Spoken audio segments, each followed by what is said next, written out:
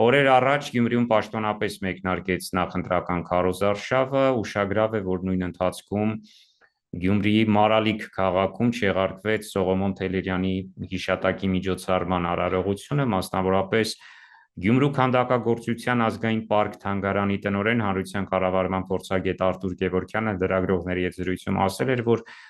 ելնելով արտաքին քաղաքական կոնյուկտուրայից Ադրբեջանի հետ այն համաձայնագիրը, որը պատրաստվում է կնքվել, մի խոսքով իշխանությունները հորդորել էին, խորհուրդ էին տվել, որպեսզի այդ միջոցառումը չեղարկվի։ Պարոն Ավետիսյան, ըստ ձեզ այդ միջոցառման չեղարկումը ինչ ազդեցություն կարող է ունենալ իշխանության ԿՊԱ-ական թեկնածուի Գյումրիում առաջադրված քաղաքապետի թեկնածուի վարկանիշի վրա։ Սա իհարկե մեր նման մարդկանց համար ազդեցիկ է, մարդիկ, որոնք այլ փիլիսոփայությամբ են ապրում, այլ արժեքներով են առաջնորդվել, ինձ վրա, այսպես ասենք, կոնտեքստից կտրված իհարկե ազդում է, բայց ինքը ավելին չի ազդում, քան արդեն ազդել են իշխանությունները իրենց նկատմամբ իմ ձևավորված կարծիքի մասով, այսինքն չեմ կարծում, որ ինչ-որ բան փոխվեց, եթե ինչ-որ մեկը նոր է արթնացել, ու տեսավ, որ Թեհլերյանի արձանի բացումը, սա շատ նման է հայտնի անեկդոտին, որ տաքսիստին ասում է քշի Թուրքիա, նոր է իմացել, 1,5 միլիոն զոհերի մասին։ Հիմա եթե կան մարդիկ, որոնք նոր արթնացան թմբիրից եւ ինչ-որ բան փոխվեց, ուրեմն փոխվեց, այդ մեկն էլ արթնացավ, բայց չեմ կարծում, որ էական ազդեցություն կթողնի, այսինքն այն մարդիկ, ովքեր անցած 7 տարիների ընթացքում հետամուտ են եղել, ուշադիր են եղել, այն ապազգային քաղաքականությունը, ցեղասպանության շղթման, մեժողական քաղաքականությունը, դա ինձ համար նորույթ չէ եւ կարծում եմ նոր բան չի փոխվելու, ոչ իմ, ոչ այն մարդկանց վերաբերմունքի մեջ, որոնք արդեն ունեն իրենց վերաբերմունքը։ Ընդհանուր առմամբ կարելի ասել, որ հանրությունը, տեղացիները մոռացել են այդ թեման, անցել են ընտրություններին, այլ թեմաներին, թե մինչև շարունակ։ Վստահ եմ, որ այսպես ասենք, ինքը հարցերի մտահոգությունների թվում փոփերի մեջ չի հաստատել, այսինքն կան այլ խնդիրներ, այլ այսօր Գյումրին այլ օրակարգ ունի եւ սա այսպես այն լուրերի շարքից էր, որոնք մտան, այդ պահին վերցրեցին լսարանը եւ գնացին, Շատ լավ, Մայր Հայաստան շարժման առաջադրած թեկնածուն Կարեն Սիմոնյանի կողքին մենք տեսանք Արցախի լեգենդար հրամանատար Կարեն Ջավալյանին, քյոխին, այսպես ասած, դա ինչ ազդեցություն ունեցավ գյումրեցիների վրա եւ արդյոք, պարոն Ավետիսյան, այդ պատերազմի կոնցեպտը համատեքստ այսօր աշխատում է, Տեսեք, նախ հենց այդ մասով, ուրեմն ինչի է հայտնվել հենց այդ միջոցառմանը, ասենք ինչի ուրիշ տեխնազոյի մոտ չի, բնականաբար սա ինչ-որ իմաստով հետագծի հարց է, Մայր Հայաստան դաշինքի եւ այլն, կոնկրետ Կարեն Սիմոնյանի մասով, նայեք, ես դերևս ընտրություններից 2-3 ամիս առաջ, երբ որ արդեն պարզ էր, որ լինելու են, եւ ինչ-որ իմաստով ուրվագծվում էր Կարեն Սիմոնյանի տեխնազությունը, ես ասում եի, որ այսպես ռուսերեն տերմին կա, темная лошадка։ Ես ասում եմ, որ Կարենը այս ընտրություններում լինելու է այդ темная лошадкան եւ ինչ-որ իմաստով հռետորաբանությունը, պոլեմիկան բացարձակ Կարեն Սիմոնյանի շուրջ չէ, կային գոնե վիրտուալ տարածքում համացանցային քննարկումների մեջ ավելի այսպես ընդգծված ֆավորիտ տեխնազոների անուններ կամ ավելի հնչեղ անուններ, որոնք Գյումրիում հայտնի են, եւ Կարեն Սիմոնյանի մասին գրեթե ոչինչ չէր խոսվում, չէր ասվում։ Ես կդիտարկեի մասնակցությունը այսպես քաղտեխնոլոգիայի առանցքի մեջ, տրամաբանության մեջ եւ շարունակելիության մեջ, որովհետեւ տեսեք, եթե նայեք, քարոզարշավը սկսեց Կարեն Սիմոնյանը արցախցիների հետ հանդիպումով։ Եվ պատահական չէր, որ մարդ, որ իր կենսագրությունը նվիրել է Արցախին, այդտեղ էր այդ միջոցառմանը, սա ինչ-որ իմաստով ձեռք բերում էր այդ քարոզարշավի կազմակերպիչների համար, քաղտեխնոլոգիայի տեսակետից ստացված հնարք էր, բնականաբար, եւ այն, որ եղավ հագազդեցություն, մենք տեսանք այլ բևեռից, քննադատեցին, թիրախավորեցին, ասին, որ ինչ ես անում եւ այլն, բնականաբար այն մարդիկ, ովքեր ուզում էին թիրախավորել, հասկացել էին, որ սա դիվիդենդ բերեց, սա միավորներ ավելացրեց եւ փորձեցին չեզոքացնել, ստվերել Այս իմաստով տեսեք Գյումրիում նաև մեծ համայնք կա մեր Արցախից տեղահանված, բռնի տեղահանվածների եւ այդ համայնքը, եթե հաշվի առնենք, որ ինչ-որ մաս նաև 6-ամսյա հաշվառում ունի եւ ընդգրկված է ցուցակներում, կմասնակցեն, բայց այստեղ ավելի շատ ոչ թե այդ քվեն է 100-200 քվեի պլյուս մինուսի խնդիրն է, այլ ավելի շատ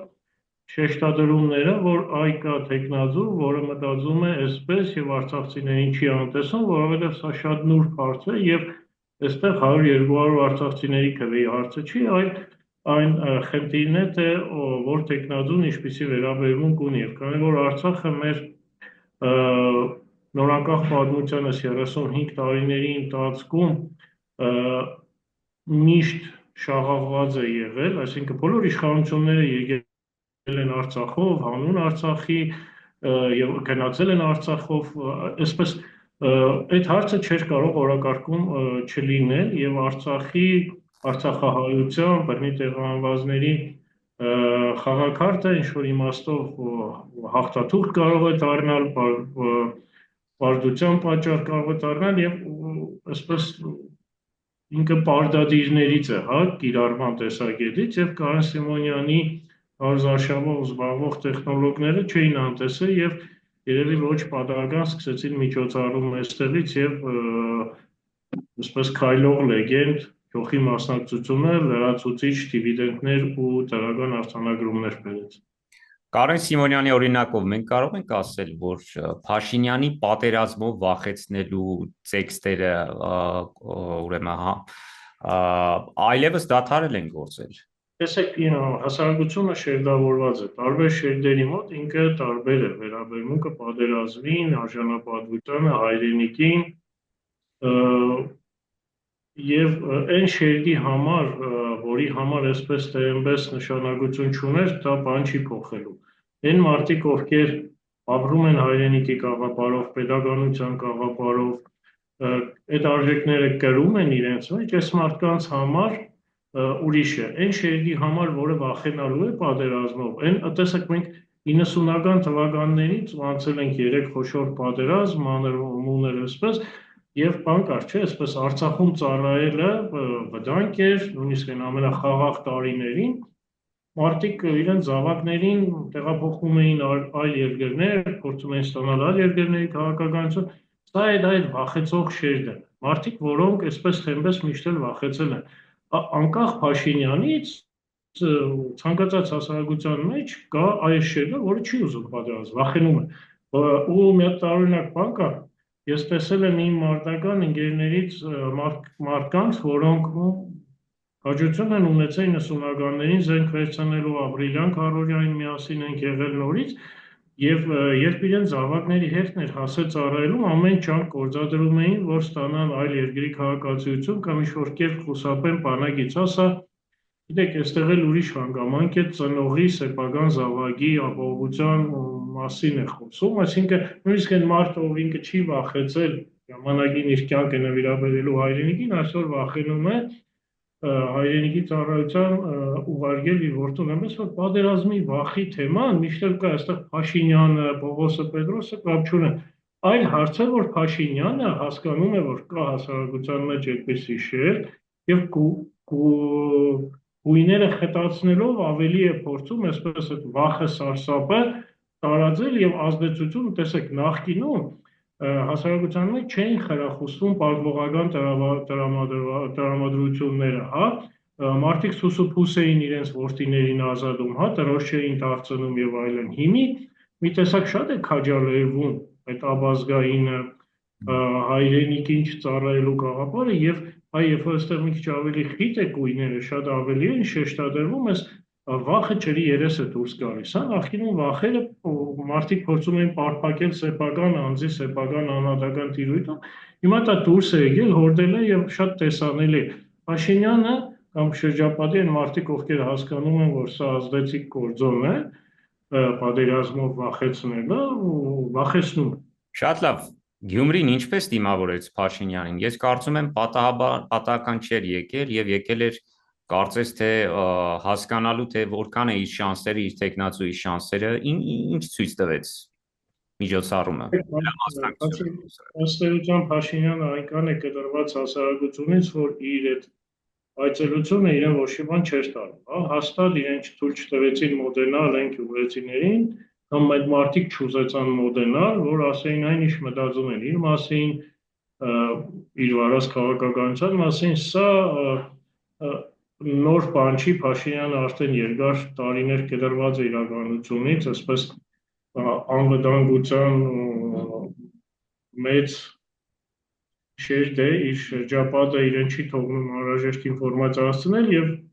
եթե նույնիսկ ինչ-որ բաները սպրդում են, հա, իրականության մասին, այդ հակազդեցությունը շատ ծայրահեղ է լինում, հա, տեսեք, մենք երբեմն տեսնում ենք ոչ Գյումրիում, որևէ մեկը, որ հայտ է ներկայացնում քաղաքականություն, մտնել ինչ-որ երիտասարդ գործիչ կամ ինչ-որ իմաստով արդեն կայացած բլոգեր, ինչ-որ հանրային գործիչ է, որը հիմնականում սոցիալական թույլտվություն, մեկ-երկու հաղորդումից հետո հիշում են, որ 2007 թվականին աշխատել է չգիտեմ որտեղ, որտեղ ինչ-որ յուրացումներ եղել, փորձում են բերել կապել այդ մարդու հետ, հա, այդ հիմնարկում եթե ինչ-որ բաներ, այսինքն սկսվում է ռեպրեսիվ մեթոդները, Գյումրին ոչ դիմավորեց, ոչ ճանապարհեց, որովհետև ըստ էության, հա, աշխարհագրորեն Փաշինյանը այցելել էր Գյումրի, բայց այդպես էլ ինքը Գյումրի չեկավ, հա, ինքը եկավ, այդ ամեն ինչը կարող անել Երևանում պայմանական տվին ռեստորանում, հավաքել նույն այդ մարդկանց, որովհետև միջոցառման մասնակիցների կեսը Երևանից իր հետ եկած մարդիկ էին կամ իրենից զատ եկած ինչ-որ նախարարներ, նախարարների թիմեր եւ այլն։ Այս ամեն նախարարը ունի ինչ-որ ազդեցության շրջանակ Գյումրիում, հա, մեկը առողջապահության հաստատություններ, մեկը կրթական, ամեն տեղից ինչ-որ մի զանգված, հա, եկել էր իր նախարարին տեսնելու, այս բոլորին համատեղ հավաքեցին, կային մի քանի այսպես չագեշտավոր, ասենք, բիզնեսմեններ, որոնք մեծ հաշվով քաղաքում, հա, ճանաչում են, որ կան այդպիսի մարդիկ, բայց այն հանրային ճանաչումը չունեն, ինչպիսին ես եւ դուք կարող ենք հասկանալ, նման մարդիկ է կային այդ դիմավորողների մեջ, այդ միջոցառման ընթացքում չագեշտավոր տրամահավաքի, մի խոսքով ես կասեմ, որ ինքը Գյումրի չեկավ, հա, մի ուրվագան եկավ շրջեց գնաց, որտեղ ըստ էության այդ այցելությունը չեմ կարծում, որ բան փոխեց, ավելի շատ այսպես себя показать на других посмотреть, հա, եկավ իրեն ցույց տվեց մյուսների, իրեն տեսան, ասաց, որ հայ ես եկել եմ, ինչ-որ խելոք բաներ ասաց սեփական լսարանի համար, բայց իրական Գյումրիում լրիվ այլ տրամադրություններ են եւ այդ այցելությունը բան չփոխեց, հա, ուղղակի բան կա, դերևս խորհրդային տարիներից մնացած, ասում են դրա կալեչքի, հա, ինչ-որ պարտադիր բաներ կան քարոզարշավի ընթացքում, նախարարներին են ուղարկում, գերատեսչությունները ինչ-որ գալիս են ասում են, ցուցակներ բերեք, ես արեք բան, յուրայքանից այն կբերես բան, գալիս են մի տեղ էլ Գյումրիում կուշտ ուտում են,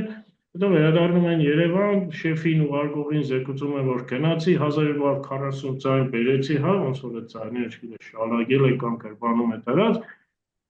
այս պետության, եթե մեկը ինի խորամուխ լիներ, նայեր, այս ձեկույցների արդեն երևի մի 120,000 ձայն Գյումրիում տանելու է, հա, ըստ գերատեսչությունների, բայց բովանդակային առումով սա նույն սխալների կրկնությունն է, սա նույն տրամաբանության մեջ է, նույն քաղտեխնոլոգիական պրոցեսների շրջանակում է, ինչ մենք նախորդիվ տեսել ենք։ Նոր բան ամենայն դեպս ՔՊ-ն չի հորինել, վերցնում է նախորդների արազները, կրկնում է, որովհետև ինչ-որ իմաստով հա կա հաջողված փորձ չագեշտավոր, եւ փորձում են, հա, այդ հաջողված փորձը, կներեք, այսօր շատ եմ ռուսերեն խոսում, բայց այդ добра не ищут, հա, ինչ-որ մի բան ժամանակին ստացվել է, մի ստացվել է, կա փորձը, բերեք շարունակենք, հա, նոր հեծանիվ չհայտնագործենք, չնայած ինքը հեծանիվի սոց չատակով է։ Շատ լավ, եւ վերջում, նախընտրական քարոզարշավի մեկնարկին զուգընթաց, հեռուստաեթերում ինչ է կատարվում, հոլովակների որակը, չգիտեմ, չափաբաժինը, արդյոք հեռուստաբանավեճ սպասվում է թե ոչ։ Սա գիտեք, վերջից կա հեռուստաբանավեճ, բնական է ինչ-որ կողմերի համաձայնություն է պետք, հա, եթե ասենք հավաքվելու են ընդդիմադիրները եւ չի լինելու իշխանական տեխնազը, կարծում եմ իմաստ չկա։ Ու բնականաբար երևի իրենք էլ են հասկանում, իրենք իրենց մեջ ինչ ունեն բարձելու, հա, մանավանդ որ բոլորի օրակարգը, այսպես թիվ 1 կետը հեռացնեն կապազգային իշխանություններին, հա, այս նարատիվն է։ Տեսեք, ժամանակին ազգային ժողովի պատգամավոր Արման Սահակյանը, Շիրակ ֆուտբոլային ակումբի սեփականատերը, Գյումրիում քարոզչական նշածող սահման է, շատ բարձր, հա, տեխնոլոգիայի բոլոր կանոններով, նորաբանություններով եւ այն հայտնի պաններներում էին ուրիշ կոնտենտ, քարոզարշավներ ուրիշ ձևի, լրիվ այլ նոր նշաձող սահմանս, որը նույնիսկ մայրաքաղաք Երևանի համար էր այդ պահին անհասանելի, անհասկանալի, գուցե անըմբռնելի, բայց այդ նշաձողի սահմանման հետևանքով նաև Արման Սահակյանը դարձավ ազգային ժողովի պատգամավոր, ընդ որում անկախ որևէ մեկի կարծիքից ինքը հստակ գյումրեցիների քվեն տարավ, հա, այսինքն այդ քաղտեխնոլոգիական նշածողը, որ տրվեց եւ հետո ինչ-որ աշխատանքներ բնականաբար կատարվեցին, իմի տեսեք, ես տեսնում եմ օրինակ երկեր, որ Երևանում ոչ մի ընտրության պարագայում չի եղել, հա, այդ երկի ֆենոմենը այսօր կա հայտնի տարածված Արամեի երգը Գյումրիի մասին, որը իմի մոռացվել է, բայց Արման Սահակյանի քարոզարշավի ժամանակ է բերվել այսպես, հա, իջեցվել հարթակ եւ ինչ որ իմաստով այդ առանց փողկապի բաներ եւ այլը բան, այդ պահից սկսած ինչ որ բաներ սահմանվել են։ Մի բան մոռացվել էր, որովհետեւ հաղթելու ավելի հեշտ ձևեր կային եւ նախորդ ընտրություններին կամ ՔՊ-ի ճակերտավոր հեղափոխությունից հետո երբ որ ընտրություն եղավ, այդ պահին շատ անելիք չկար, հա, ուղղակի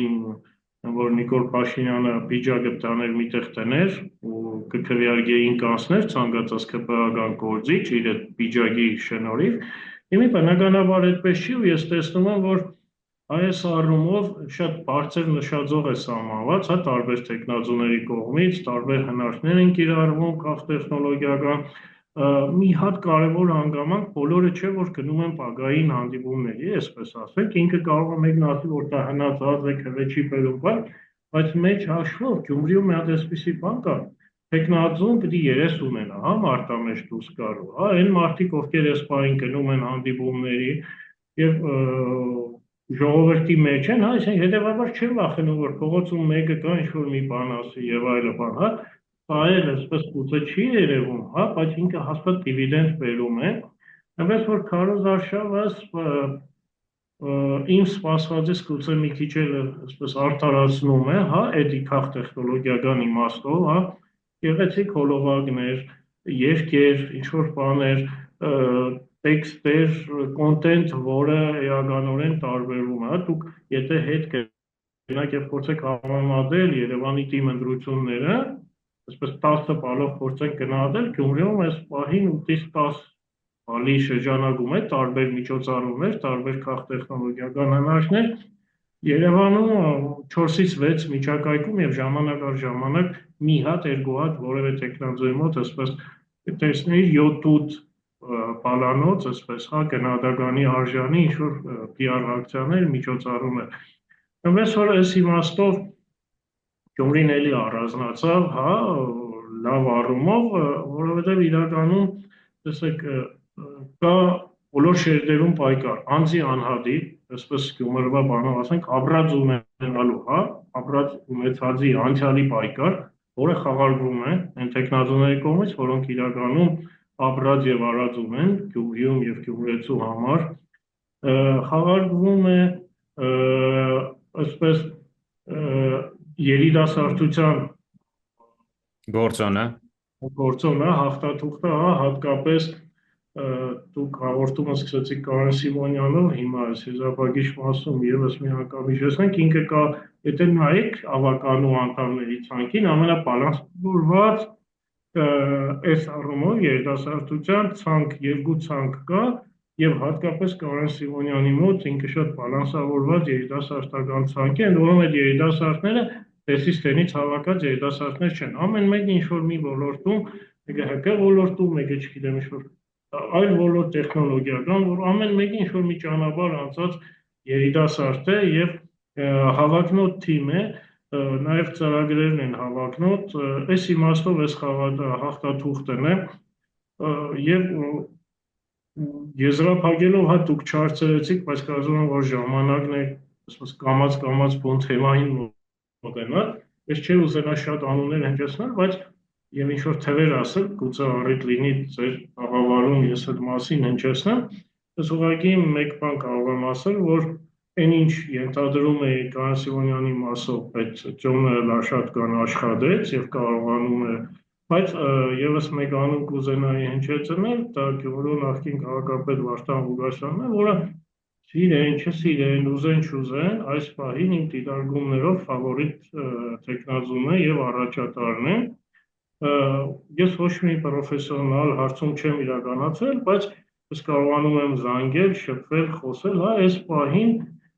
տանք այդ մի անունը որպես առաջատարի, հա, չնշելով այլ անուններ, չասելով ով է երկրորդ, ով է երրորդ կամ ով է չորրորդ, այս պահին գուցե դա անշնորհակալել է, բայց այս հանգամանքը ես կուզենայի նշել, որովհետև ինչ որ իմաստով, եթե ուշադրություն տասնեք, Վարդան Ղուկասյանը քաղ տեխնոլոգիայով չի առաջ շարժվում, այլ ավելի ուրիշ արժեքներ է առաջ բերել, հա, եւ աշխատեց այդ, եւ այսպես ասենք, այլ տերմինով ռեստավրացիայի ուրվագանը Գյումրիում շրջում է։